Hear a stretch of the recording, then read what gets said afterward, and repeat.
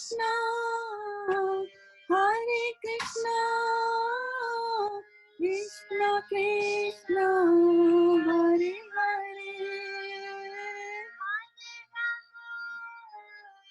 Hare Rama, Rama Rama, Hare Hare, Hare Krishna, Hare Krishna, Krishna Krishna, Hare Hare, Rama, Hare Rama, Rama Rama, Hare Hare, Hare Krishna, Krishna Krishna, Hare Hare, Rama, Hare Rama, Rama, Hare Hare, Krishna, Krishna, Krishna Krishna, Hare Hare, Rama, Rama, Rama, Hare Krishna, Krishna, Krishna Krishna, Hare Hare, Rama, Rama, Rama, Hare Hare. Hare Krishna, dear devotees, welcome to our Sunday morning Bhagavad-gita class. How are you doing today on Zoom? And Transcendental. Hare Hare Krishna Mataji, Dandat Pranam, Krishna Prabhupada. Hare Krishna, Dandat Pranam, Ishwari Radha, how are you feeling? Transcendental today. Great to be. And Deepal Mataji, how are you doing? I'm doing good too. Hare Krishna. Hare Krishna. And Deepal, is that, oh no, sorry, Sonia, Soni, Hare Krishna Mataji. how are you doing? I'm doing great. Fantastic. Fantastic. And Hare Krishna to Dilip Bhai Patel Prabhu, Namazya Mataji, and Shraddha-devi Dasi. Hare Krishna, and let us know by posting your comments on Facebook how you're feeling today. So are we ready to get going with the Vigyapti Panchika prayers? What do you say? Absolutely. Yes, Mataji. Absolutely. All righty. Can you see it? Yes. So we'll get going here. Om Ajnanatimarandhasya Jnananjana Shalakaya Chakshurunmilitam Yena Tasmai Shri Guruve Nasti Papatma Paradhikana Parihare Pilajame Kim Bhuve Puruttama Yuvati Nam Yunam Yatha Mano Bhumau Skalita Padanam Bhumirevavalambanam Paradhanam Tvameva Sharanam Prabhu Govinda Vallabhe Radhe Prarthaye Tvamaham Sada Tadiyam Jnanatu Govindo Mam Prayasaha Radhe Vrindavanadhishe Karunamritavahini Kripaya Nidpadabja Dasyam Mahyam Pradiyatam. Alrighty, so let's see who all are there here today with us. We have Ishwari Radha Mataji, Soni Mataji, Deepal Mataji, and I heard Varshana Mataji join us with a big bang. Varshana, where are you? I can't see you. Something is wrong there. Okay, so let's see. The reading order. Should I create the reading order because the scribes are not here today? So I will start in the order in which I saw you join the call. So Sonia, are you in a position to read? It's Sunday. Yes, Mataji, I Okay, can read. perfect. Thank you. Perfect. So we have Sonia Mataji there. Then I saw Ishwari Radha Mataji, and then people in that order, and then Varshana Mataji. I think Varshana Mataji is having some technical difficulties. I hear some sound there. Varshana, can you hear us? Yeah, I'm not able to mute her also.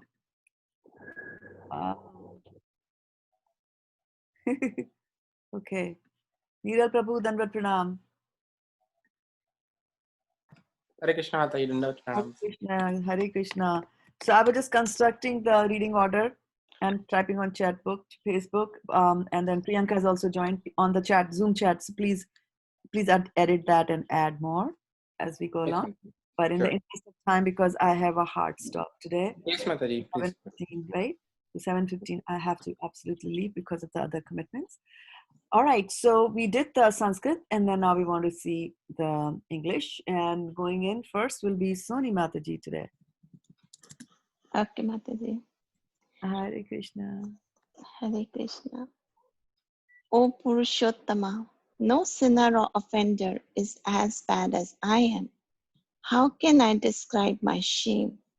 Just as the minds of young ladies take pleasure in a young man, and minds of young men take pleasure in a young woman, kindly let my mind take pleasure in you alone. Just as the ground is the only support for those whose feet have slipped, you alone are the only shelter for those who have offended you. O Srimati Radharani, beloved of Lord Govinda, this is my request. May you and Lord Govinda consider me one of your assistants.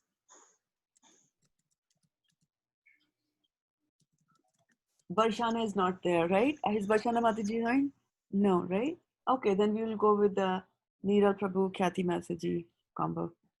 Yes. Hare Krishna Mataji. I have joined Mataji. Okay, so go ahead, Mata.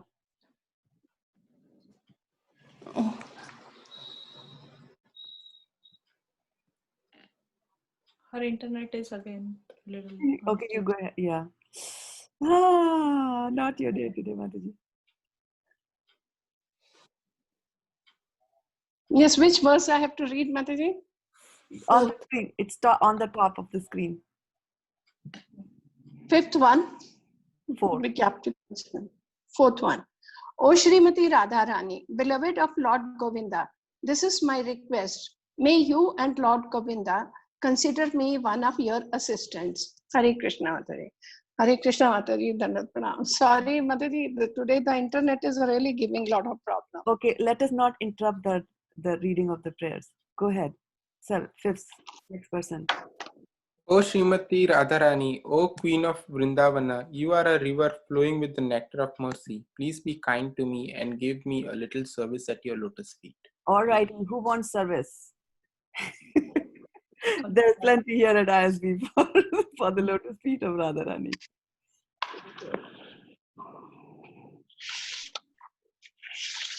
We'll wait for Mataji, I got service, but now I need Lord's mercy too.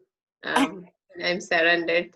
I'm asking for help. All right, and what's your service, Mata? Distribute books, Mataji. Srimad Bhagavatam. There you go. There you go. So, Varshana Mataji, can you hear me? Yes, Mataji, I can hear you, Mataji. Okay.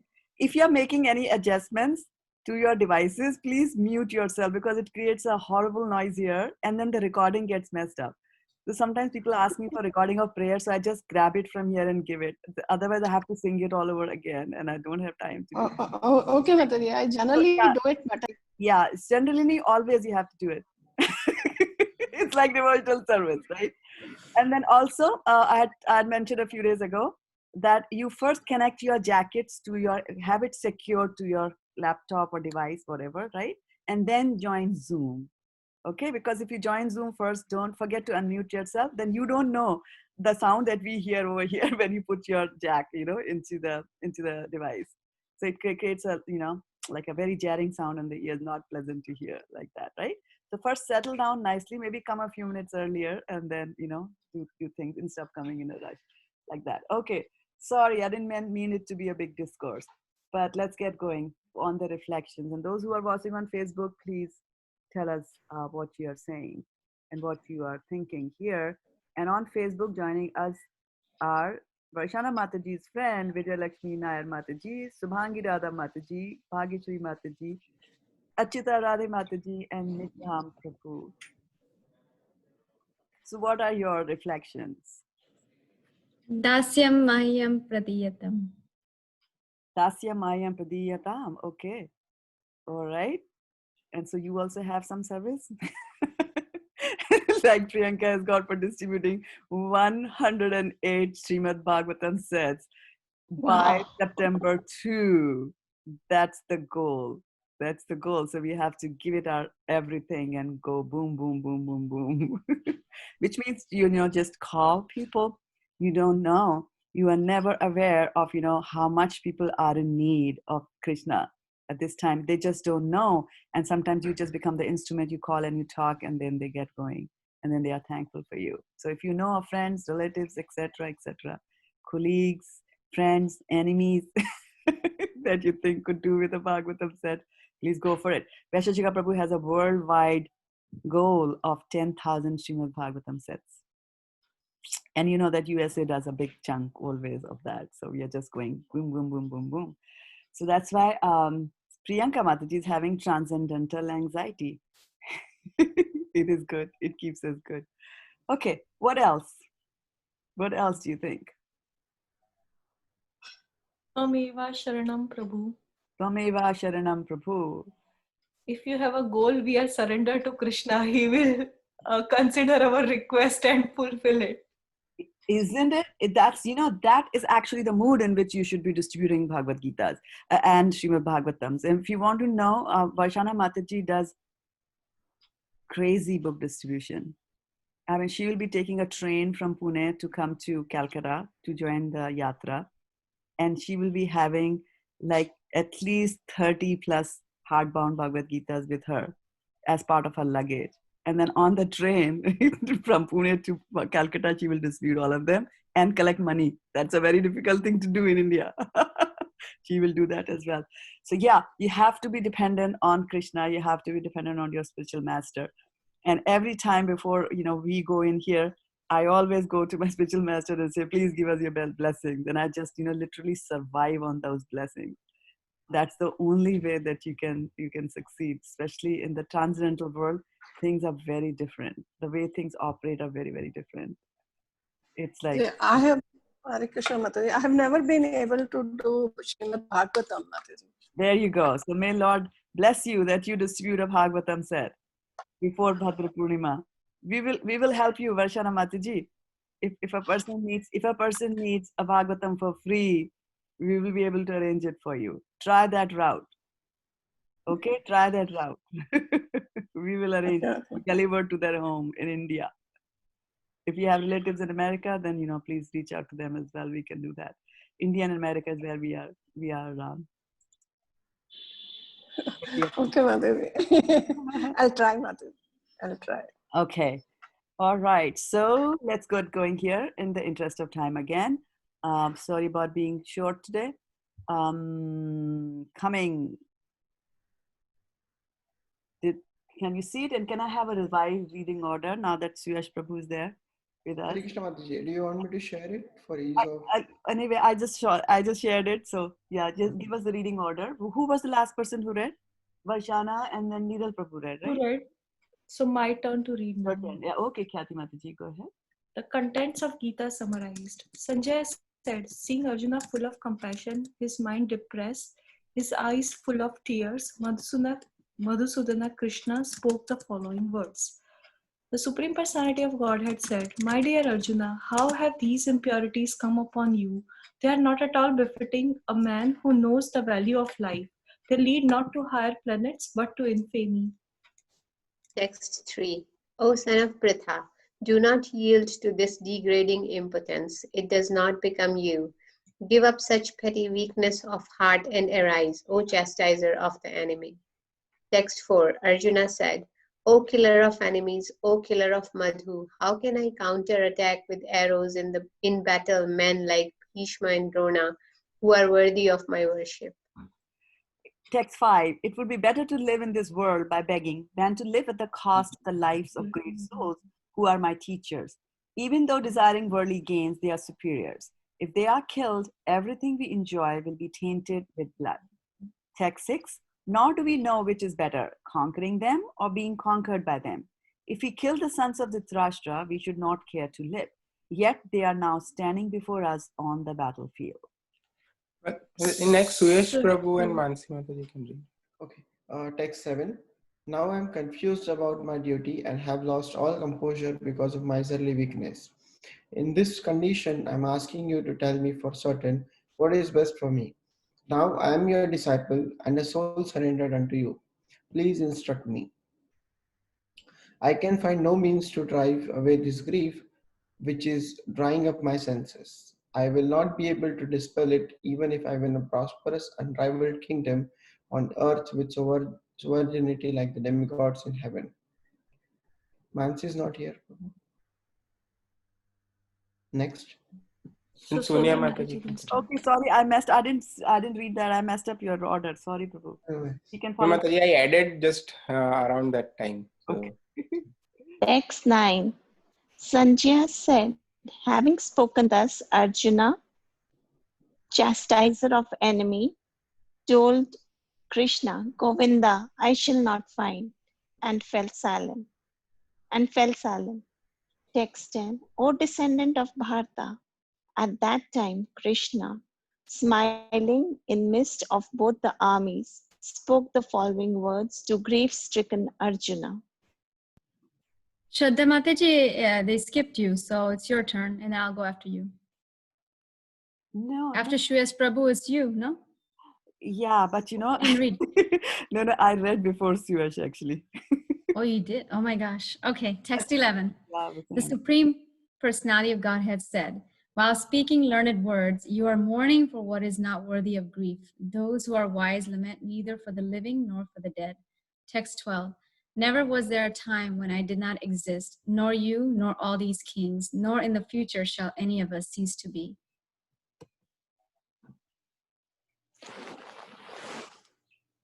Text 13. As the embodied soul continuously passes in this body from boyhood to youth to old age, the soul similarly passes into another body at death. A sober person is not bewildered by such a change. Text 14. O son of Kunti, the non-permanent appearance of happiness and distress and their disappearance is in due course are like the appearance and disappearance of winter and summer seasons. They arise from sense perception, O sign of Bharata, and one must learn to tolerate them without being disturbed.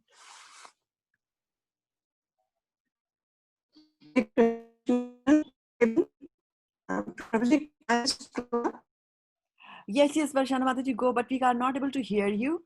So if you get, do you have your video on? Maybe if you switch off, I think your network is having some problems today, right? Switch off your video, maybe we'll have better luck with hearing you. Did Varshana Mataji disappear from the screen? Yes, Mataji. Varshana Mataji got disconnected, seems like. No, she's there. She came back. Yeah, she just came back. Varshana, go ahead, Mataji. I'm still not, I can't see the screen. You tell me the text, Mataji, I'll read from that book. Yes, 15 and 16, chapter 2. Yeah. 15 and 16. Text 15. O best among men, Arjuna, The person who is not disturbed by happiness and distress and is steady in both is certainly eligible for liberation. Those who are, text 16, those who are seers of truth have concluded that the non-existent, the material body, there is no endurance, and of the eternal, the soul, there is no change. This they have concluded by studying the nature of both. Hare Krishna. Hare Krishna. Text 17. That which pervades the entire body, you should know to be indestructible. No one is able to destroy that imperishable soul. The material body of the indestructible, immeasurable, and eternal living entity is sure to come to an end. Therefore, fight, O descendant of Bharat. Neither he who thinks the living entity the slayer, nor he who thinks it is slain, is in knowledge. For the self, for the self slays not, nor is slain. For the soul there is neither birth nor death at any time. He has not come into being, does not come into being, and will not come into being. He is unborn, eternal, ever existing, and primeval. He is not slain when the body is slain. Text 21. O Partha, how can a person who knows that the soul is indestructible, eternal, unborn, and immutable kill anyone or cause anyone to kill? Text 22. As a person puts on new garments, giving up old ones, the soul similarly accepts new material bodies, giving up the old and useless ones. Text 23. The soul can never be cut to pieces by any weapon, nor burned by fire, nor moistened by water, nor withered by the wind. Just scrolling down. The individual soul is unbreakable and insoluble, and can be neither burned nor dried. He is everlasting, present everywhere, unchangeable, immovable, and eternally the same. So now I go after you. Yes, Mataji. Okay. It is said that the soul is invisible, inconceivable, and immutable. Knowing this, you should not grieve for the body. Text 26. If, however, you think that the soul or the symptoms of life will always be born and die forever, you should still have no reason to lament, O mighty aunt. Text 27. One who has taken his birth is sure to die, and after death, one is sure to take birth again. Therefore, in the unavoidable discharge of your duty, you should not lament. Text 28. All created beings are unmanifest in their beginning, manifest in interim state, and unmanifest when annihilated. So what need is there for lamentation? Text 29. Some look on the soul as amazing, some describe him as amazing, and some hear of him as amazing, while others, even after hearing about him, cannot understand him at all. Text 30. O descendant of Bharata, he who dwells in the body can never be slain. Therefore, you need not grieve for any living being. Hare Krishna. Text 31. Considering your specific duty as a Kshatriya, you should know that there is no better engagement for you than fighting on religious principles, and so there is no need for hesitation. Text 32. O Partha, happy are the Kshatriyas to whom such fighting opportunities come unsought, opening for them the doors of heavenly planets.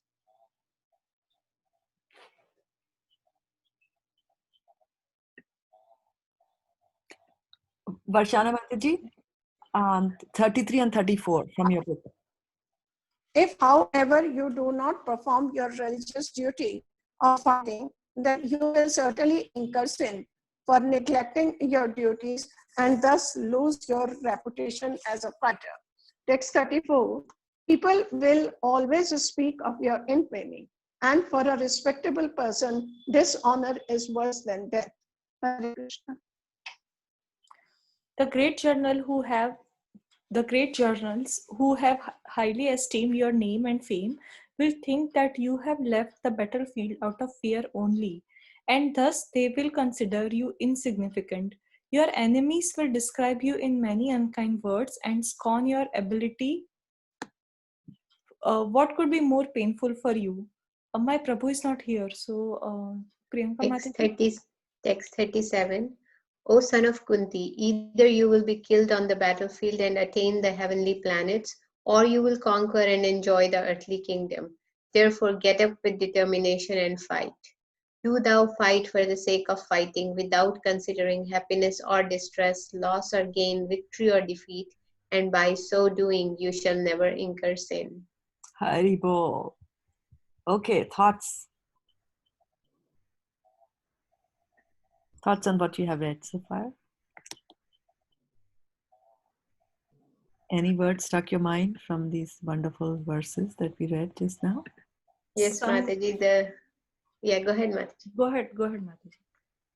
The miseries and the happiness, distress and the happiness is like the seasons, summer and winter seasons, and they will come and go, but we have to tolerate them with patience. Yeah. Some think of soul as amazing, some describe him as amazing, and some, even after hearing about him, doesn't know him at all. Yes. Like we talk about being in soul consciousness, or in Krishna consciousness. How many times we are actually in Krishna consciousness is like self-evaluation. Yes. And that is why I'm looking at the Facebook, so where we have got comments from the Vigyapti Panchika time, where Karunamrita Vahini Tvam Eva Sharanam Prabhu, and please make me your assistant are the some of the feedback that they gave, and just tying it to what you are saying, Khyati Mataji, is that they are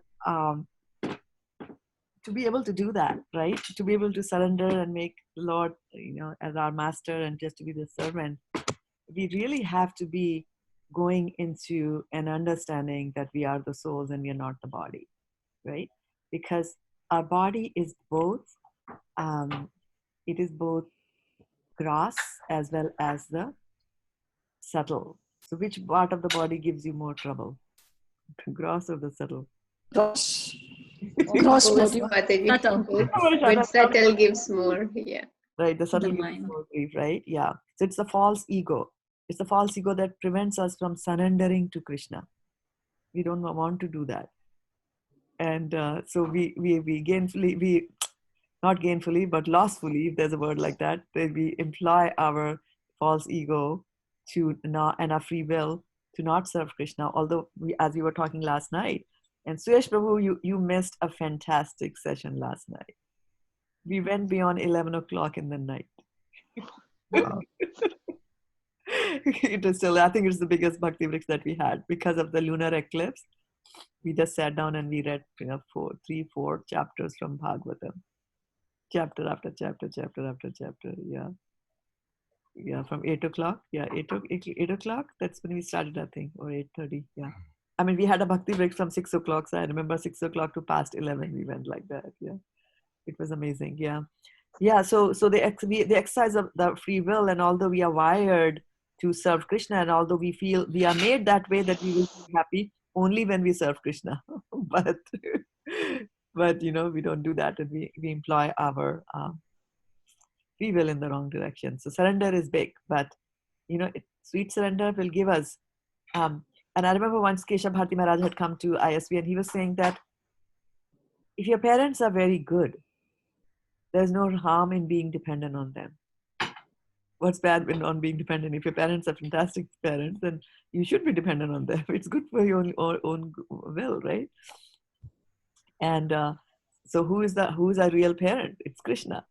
He's good. He's the Samam Bonam. He's the best of the best, right? The ultimate good.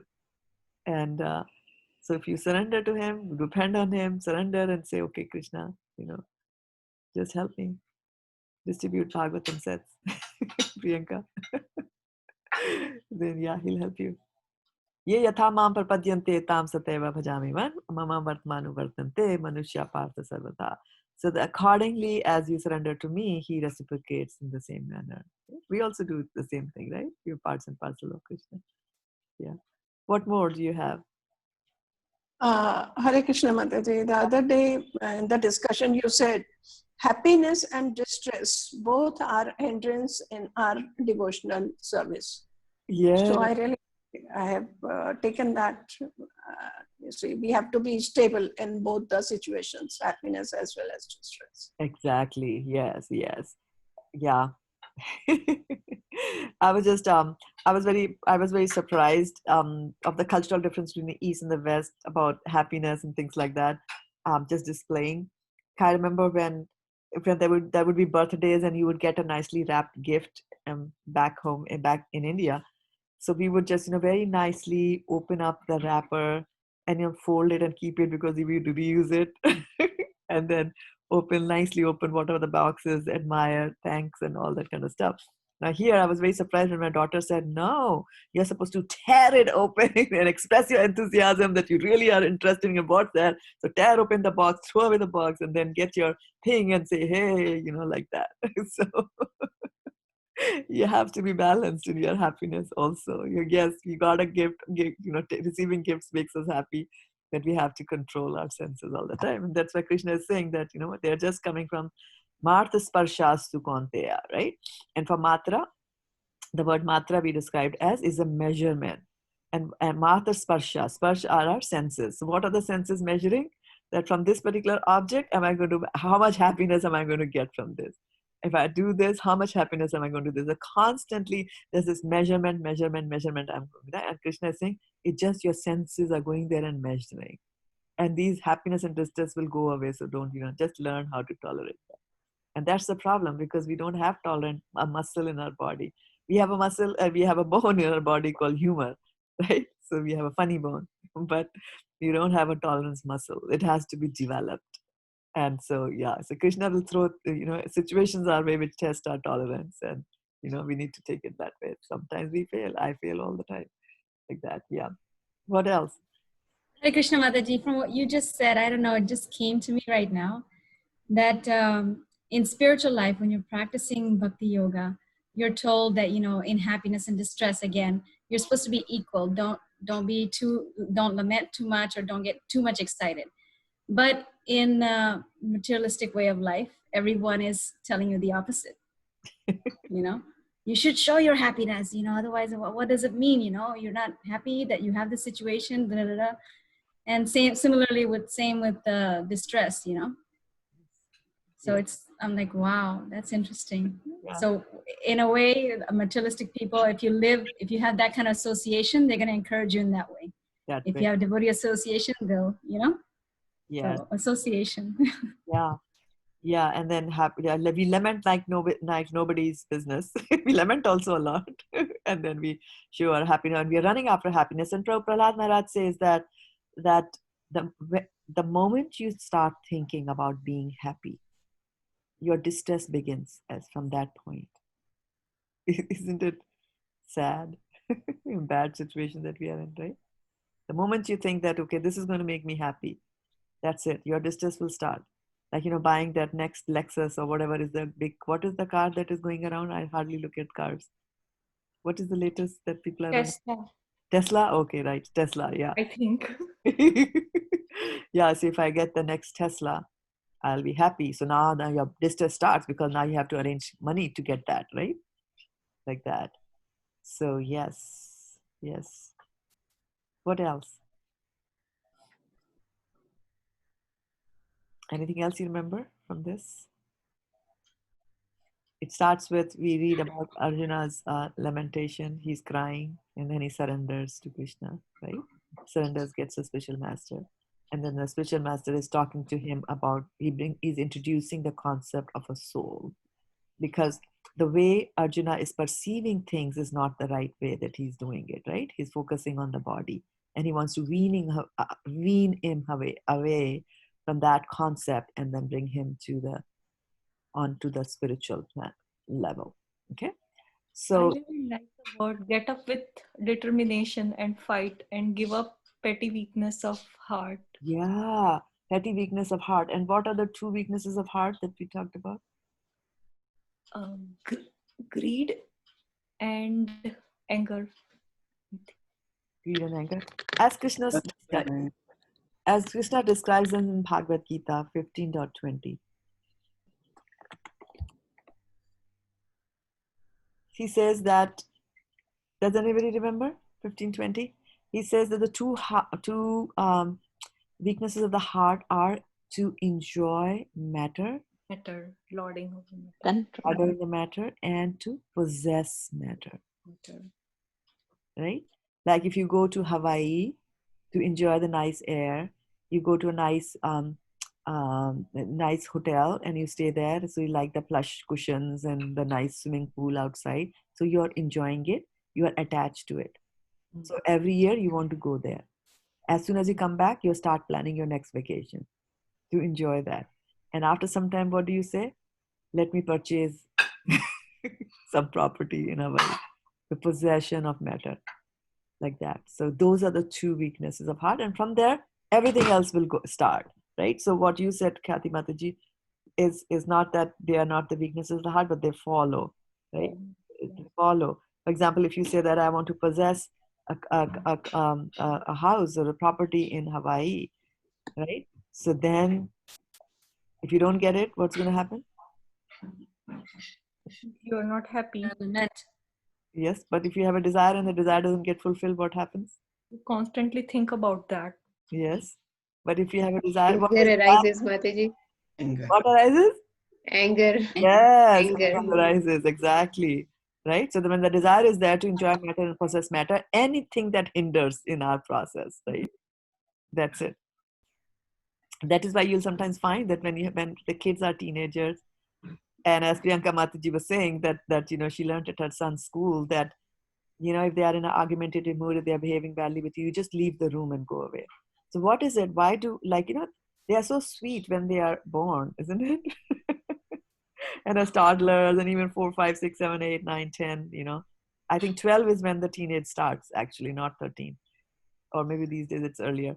But anyway, so and then when they are small, if you say they have a name like Annie, so you will say Anna, or like Anna, and they'll be like, yes, mommy, yes, daddy. They respond so nicely to your calling. And then as they become teenagers, you say like Anna, like, what? Why? So why is it like that? Why do they get angry? They start having a mind of their own. They start having a mind of their own, and actually most of the times they are manorathena asati. They are sitting on the chariot of the mind. They are thinking something. They are in their own world, and your voice comes and says, Anna, you didn't take the trash out. They don't like it. So immediately so this is how quickly, when your pleasures are disrupted in any way, shape, and form, anger is just standing there. That's why they say it's the younger brother of desire, kama krodha, like that. Yes.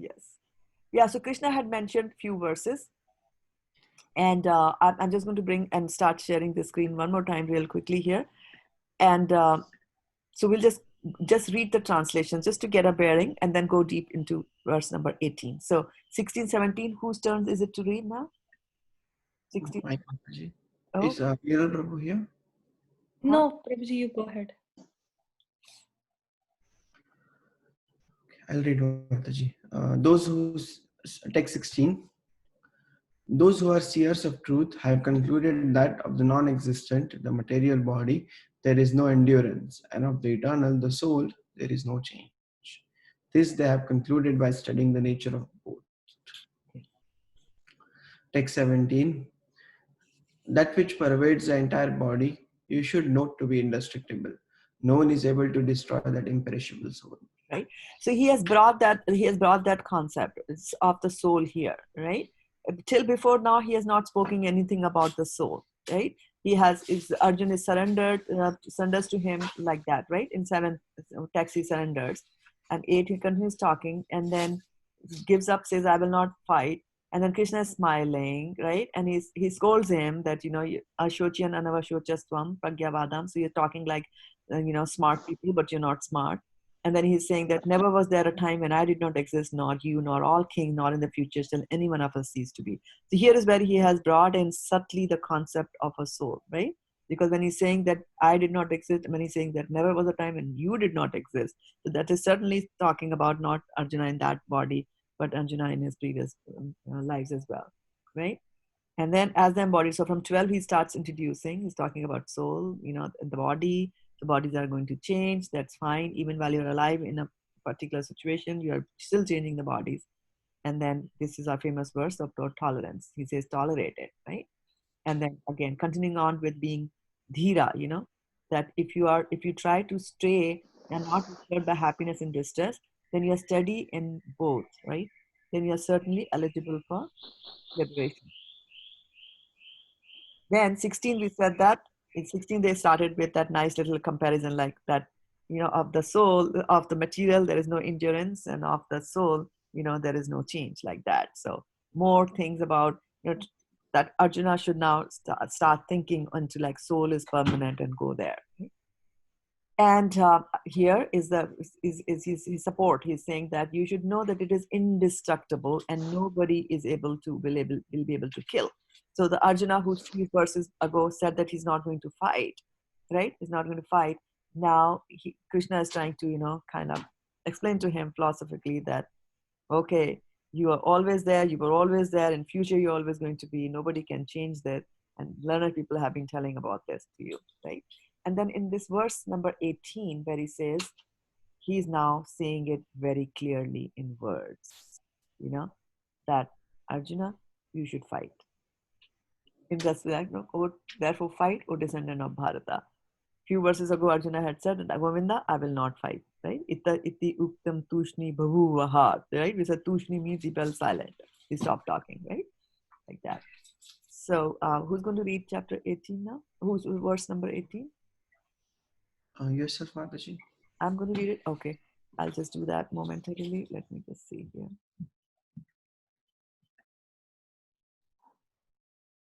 Yeah, just 1 second. My Prabhuji is leaving to go home. Let me just say goodbye. Okay. Antavant ime deha nityasyokta sharirinaha anasino aprameyasya tasmad yuddhasva bharata. Synonyms. Who's going to give us synonyms? Sony, I think. Yes, Mataji. Go ahead.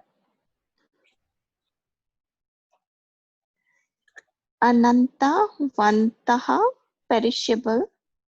Imi, all these. Deha, material bodies. Nityasya, eternal in existence. Uktaha, are there. Saririnaha, of the embodied soul. Anasinaha, never to be destroyed. Aprameyasya, immeasurable. Tasmat, therefore. Yudhavasya, fight. Bharata, or descendant of Bharata. Translation. The material body of the indestructible, immeasurable, and eternal living entity is sure to come to an end. Therefore, fight, O descendant of Bharata.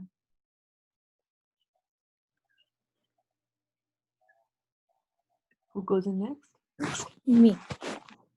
The material body is perishable by nature. It may perish immediately or it may do so after 100 years. It is a question of time only. There is no chance of maintaining it indefinitely. But the spirit soul is so minute that it cannot even be seen by an enemy, to say nothing of being killed. As mentioned in the previous verse, it is so small that no one can have any idea how to measure its dimension. So from both viewpoints, there is no cause of lamentation, because the living entity as he is cannot be killed, nor can the material body be saved for any length of time or permanently protected. The minute particle of the whole spirit acquires this material body according to his work, and therefore observance of religious principles should be utilized.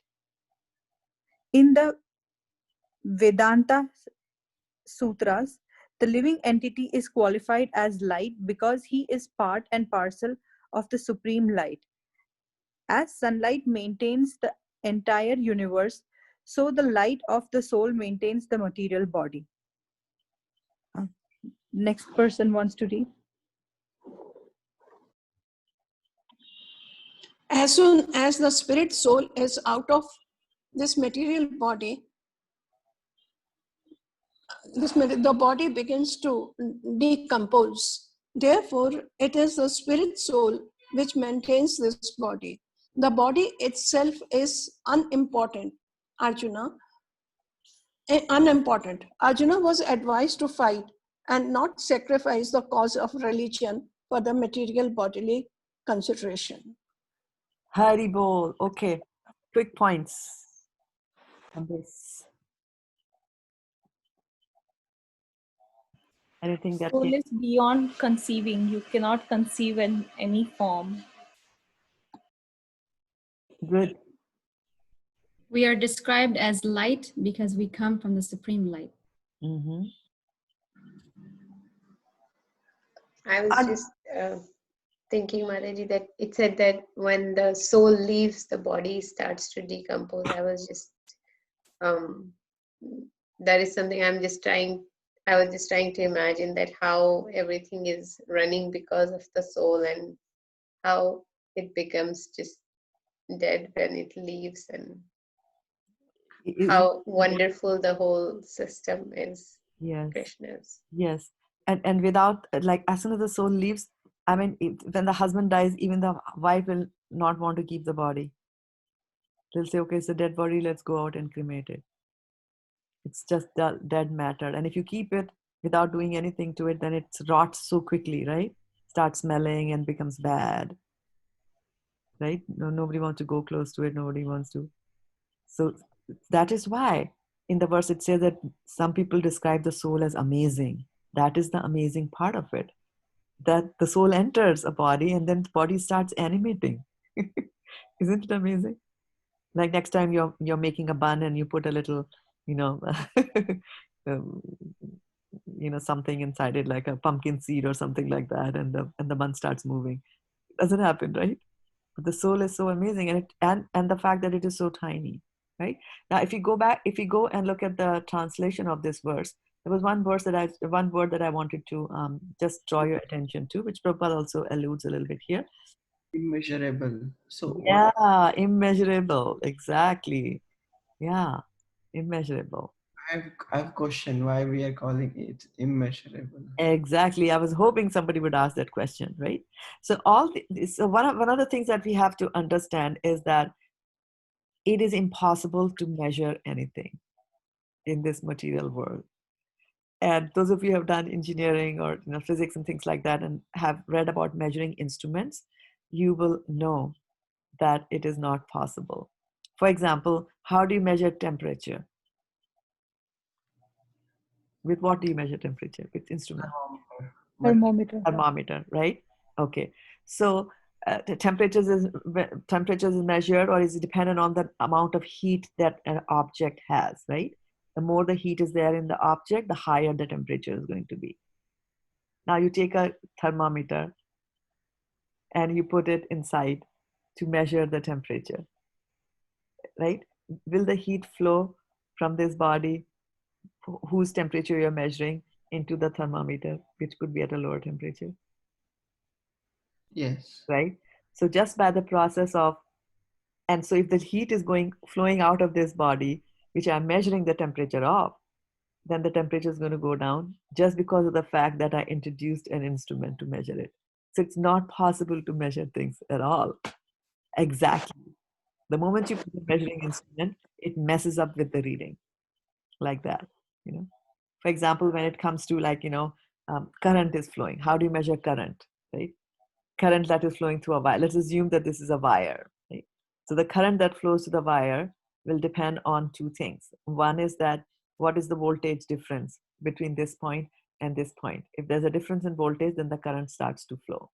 How much current is going to flow depends on the difference of voltage between this point and this point, and also depends on the so-called resistance, of this body, right? If it is made of porcelain, there'll be a lot of resistance. If it is made of metal, current will be able to flow very easily.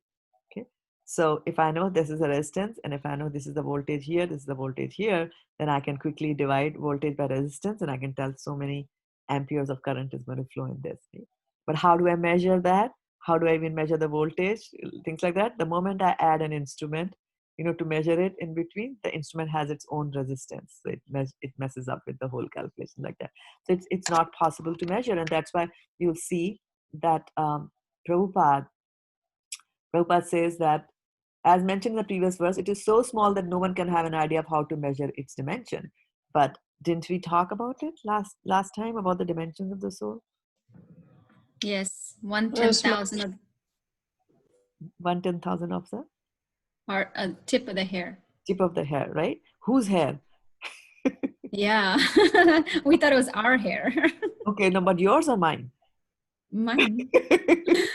So my soul will be different if I have a hair which is thinner. Then some people have thick hair, thinner. Okay, so tip of the hair. So when do you which tip of the hair? Like after you had a haircut, or if you let your hair grow?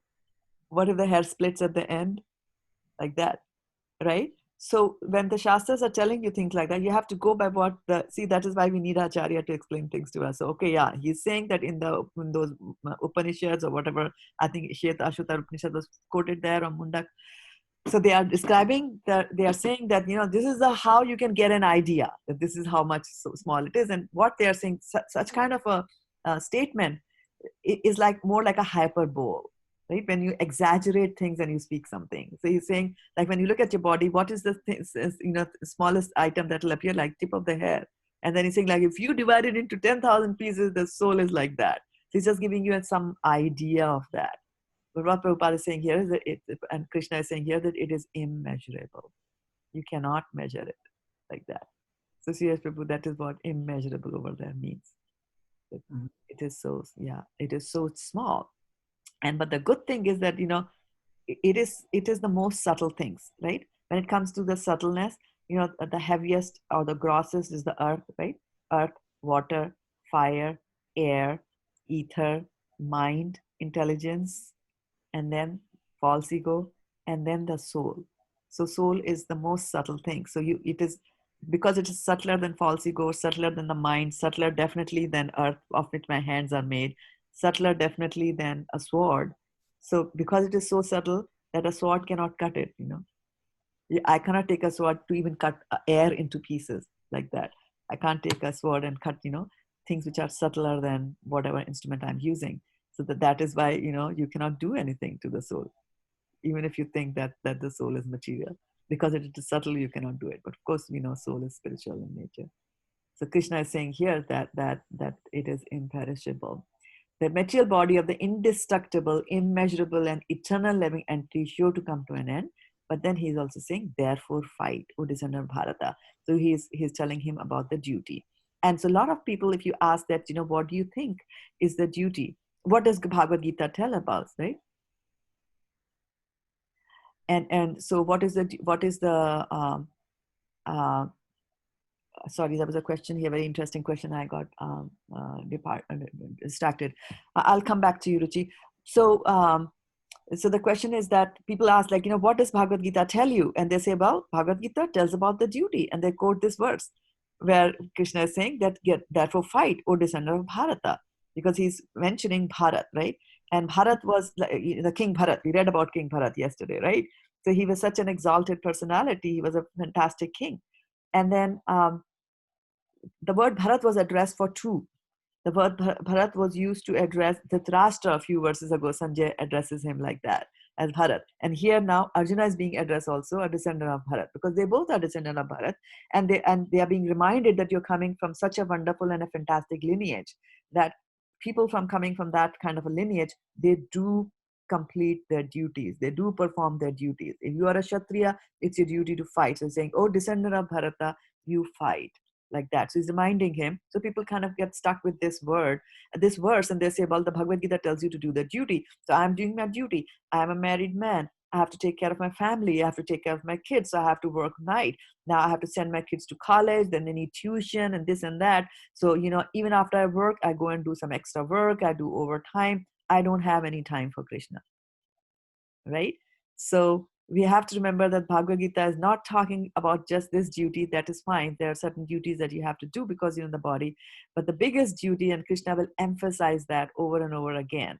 Soon, we have been reading the first 38 verses, but soon as we go to the other part of the Bhagavad Gita, the chapter 2, he'll start telling you that, that it is the duty of the soul. Until the end, it'll just, talk that the biggest duty of the soul is to serve the Supreme Personality of Godhead, Krishna, with loving devotional service. That is the duty. And yes, Bhagavad Gita talks about duty, but that duty more than this duty that we're talking about. More than that, more like that. And we will go through, Arjuna will get confused, like, should I fight or should I not fight? If I'm a soul, then does it matter? Oh, if my duty is to serve the Supreme Personality of Godhead, should I abandon this and just serve and go to the Himalayas and just serve you? Like that. So he'll have those questions, and Krishna will answer all those questions like that. Right? And then Ruchi Verma asked that, does the departed soul remember us? Yes, if the departed soul has got attachments, then it does remember. And then some departed souls have so much of attachment that they even remember their previous birth. And so sometimes you will see that, small kids start saying that such and such a person is my husband, and they go there, and, or such and such a person is my mom. They want to go there and they meet, and they'll describe the mother. They will describe, some intimate things that, there is no way a child could know. So that's, that's the extreme of attachment, that you will know people in your previous birth as well. So we do carry impressions. The soul might not remember, in general, the soul might not remember just like that. But what the soul really remembers and keeps in its mind are the decisions that it made in its previous birth. They've given us a scenario like this. How did I react to that? Like that, the soul remembers that. So good question, Ruchi, and welcome to the call. And Jaya is watching us today from there. Yeah. And Anita Mataji likes, give up these petty weakness of heart and fight, which is the verse today over here. Okay. So short time period here. I'm way over time and getting very close to my 7:30 appointment. So I need to take leave, but be good. And Vaishana Mataji and Priyanka Mataji, think of distributing books. I'm just kidding. All of us should be thinking of distributing Prabhupada's Tanzania literature. See, yesterday we were so down in the dumps. His Holiness Bhaktichari Swami Maharaj had left his body. And we spend a lot of time reading the Shastras, and it kind of calmed us all down, that we can now continue our next days and continue on with our life. And as Shishika Prabhupada said, that whenever a great personality leaves, then there is a gap. And that gap can be filled by our service. So take up service, and of course devotional service, focus on that, and then the gaps will fill, and then you will come to terms, and we will learn and to tolerate the gap, like that. Uh, Hare Hare Krishna. Hare Krishna, Mataji. Mataji, here when we have, till 2nd of September, like we also have to distribute books. Bhagavatam, Mataji, when we distributed last year, what they asked is that you make the payment, and we did the payment for one set, and at the end, you see, one set as a gift was given. So there were 2 Bhagavatam sets, and they said that anybody you can give it. Very so